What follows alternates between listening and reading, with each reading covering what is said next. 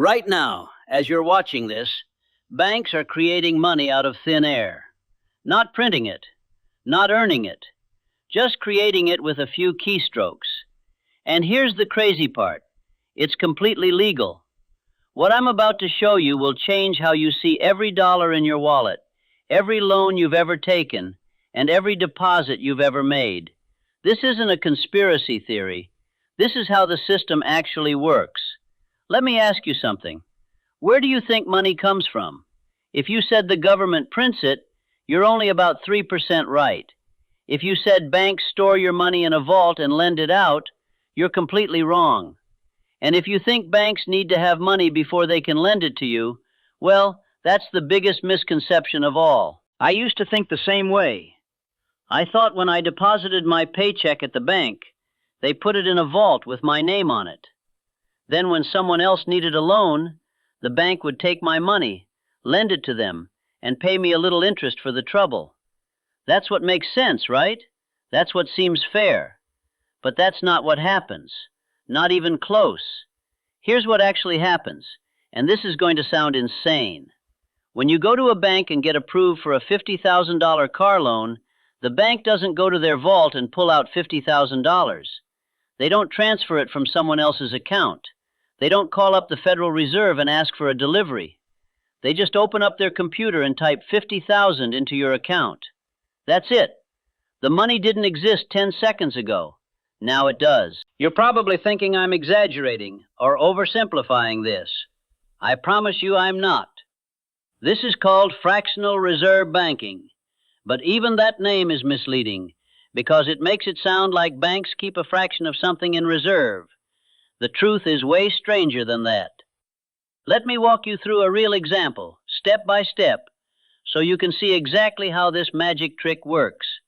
You deposit $10,000 into your checking account. That money shows up in your account, and you can spend it whenever you want. So far, so good. Now here's where it gets interesting. The bank doesn't just sit on your $10,000. According to federal regulations, they only need to keep about 10% of it in reserve.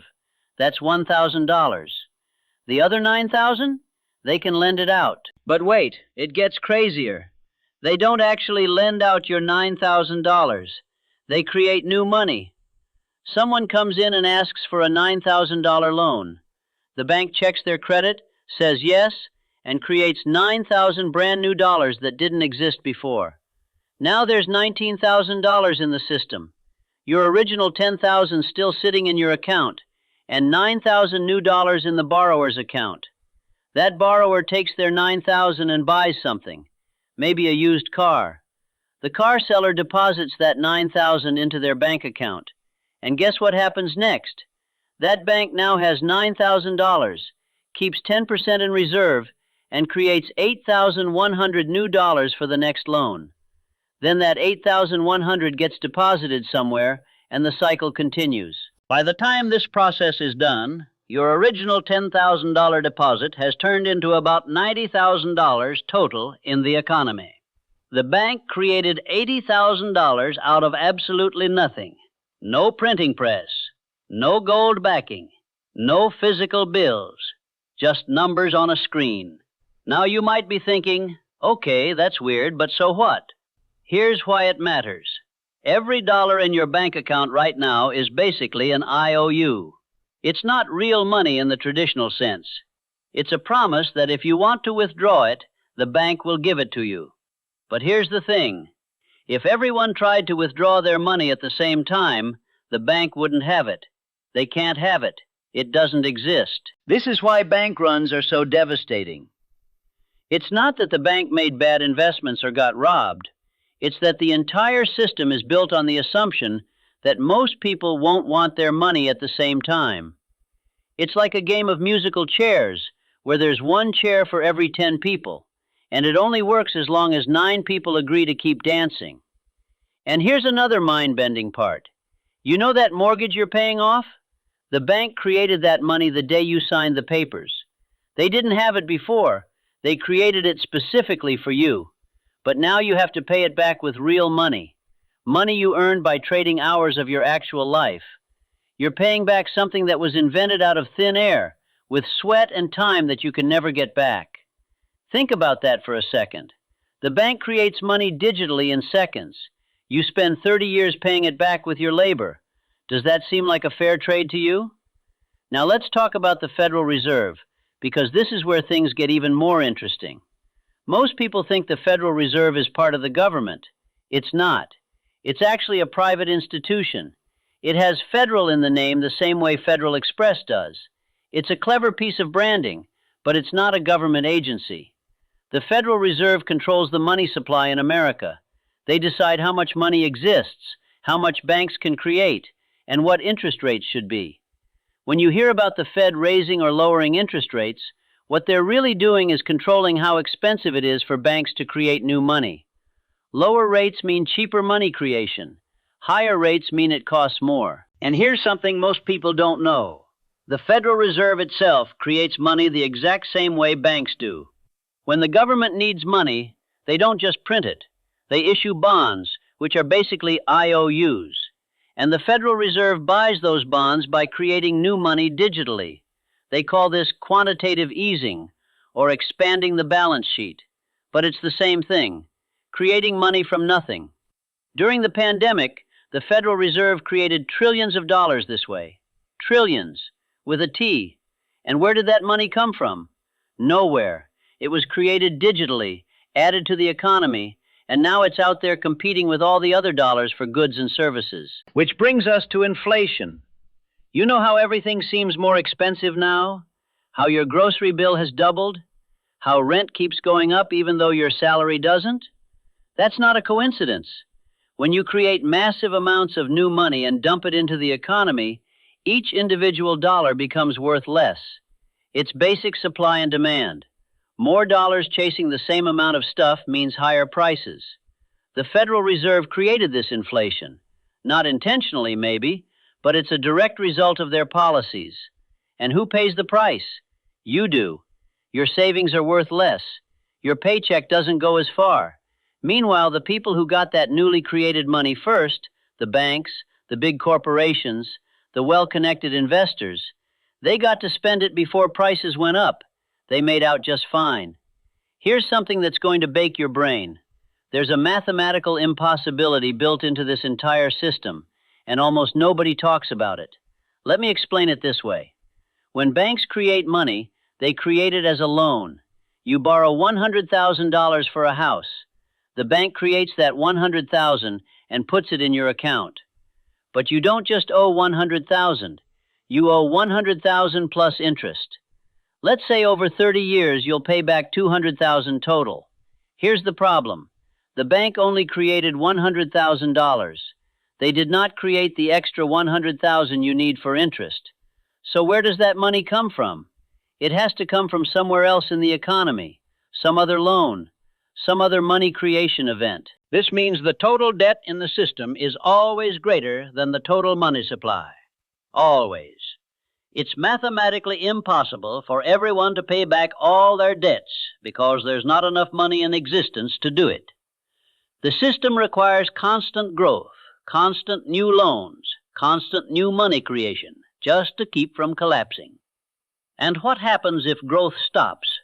What happens if people stop taking out new loans? What happens if the music stops and everyone tries to find a chair? The whole thing falls apart. This is what happened in 2008. People couldn't pay their mortgages. Banks stopped trusting each other.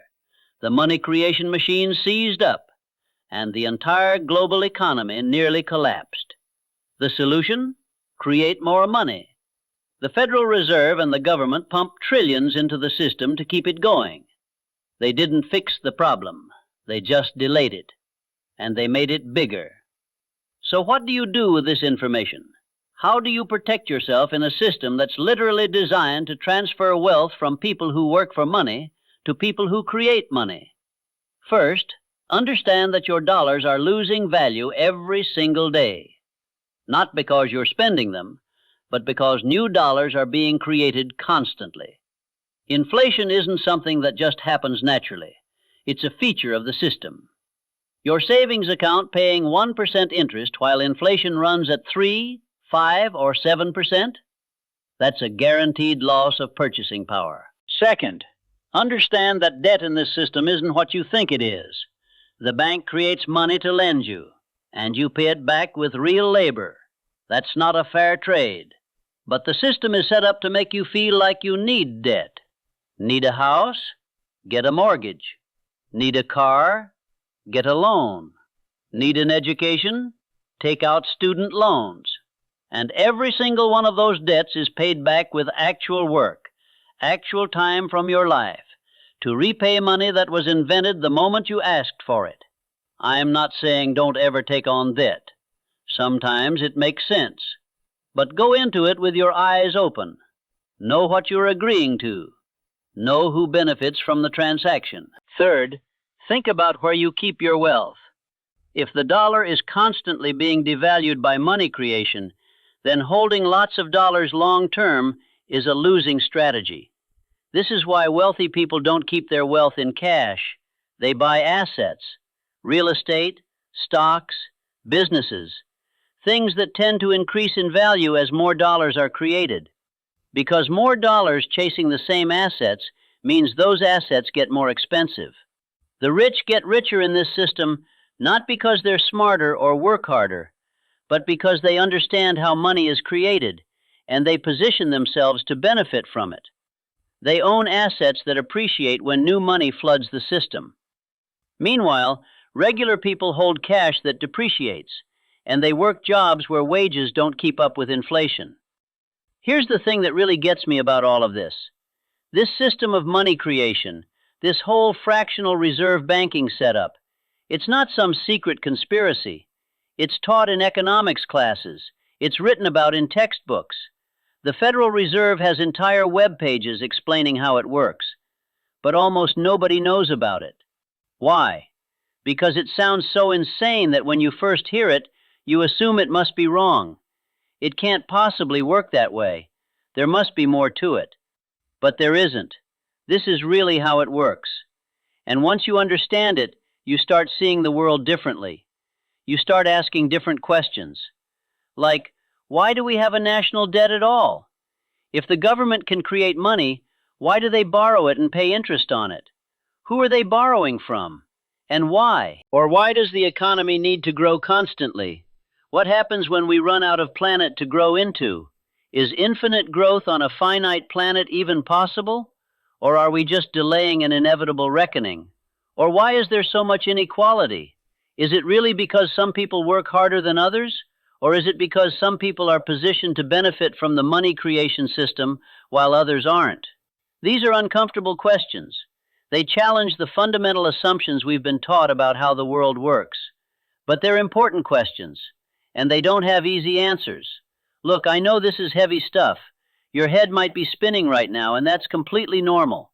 When I first learned about this, I felt angry, confused, and a little bit betrayed, like I'd been playing a game my whole life without knowing the actual rules. But here's the thing. Knowledge is power. Now you know how money is really created. You know why inflation happens. You know why the system requires constant growth. You know why your dollars buy less every year. And knowing this gives you choices you didn't have before.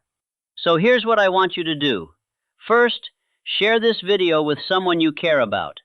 This is information everyone should understand, but almost nobody does. Help spread the word. Second, leave a comment and tell me what surprised you most about this. Was it the money creation process itself? The Federal Reserve's role? The mathematical impossibility of paying back all debts? I want to hear what hit you hardest. And third, think about your own financial situation with this new understanding. Are you holding too much cash? Are you taking on debt without really understanding what you're agreeing to? Are you positioning yourself to benefit from the system, or are you just getting crushed by it? The game is rigged, but it's not rigged in a way that you can't do anything about. The rules favor certain people and certain strategies. Now that you know the rules, you can adjust your strategy. Don't let the banks be the only ones who understand how money works. This is your money, your economy, your future.